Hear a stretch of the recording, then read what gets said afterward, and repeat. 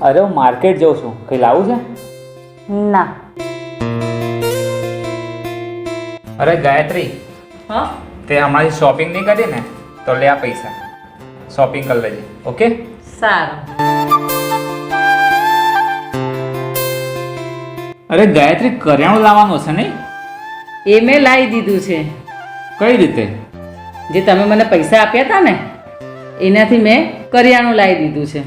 પણ એ તો મેં તારા પર્સનલ યુઝ માટે આપ્યા હતા. પણ મને સૌથી વધારે જરૂરિયાત પ્રમાણનું એ લાગ્યું. તું કેટલી બદલાઈ ગઈ નહીં? લગ્ન પહેલા તું કેવી હતી, કેટલો ખર્ચો કરતી હતી. પપ્પાના પૈસામાં અને પતિના પૈસામાં ઘણો ફેર હોય છે. પપ્પાના પૈસામાં હિસાબ નથી હોતો અને પતિના પૈસામાં એક એક રૂપિયાનો હિસાબ આપવો પડે છે. એટલે તે મને આમાં સારો કીધો કે ખરાબ? આમાં તમે ખોટું ના લગાડતા. જ્યારે જવાબદારી માટે આવે છે ને ત્યારે માણસ આપોઆપ બદલાઈ જ જાય છે. કહેવાય છે સ્ત્રીઓના 9 રૂપ હોય છે, જેમાંનું એક છે આ બચત એના હાથે જ થાય છે.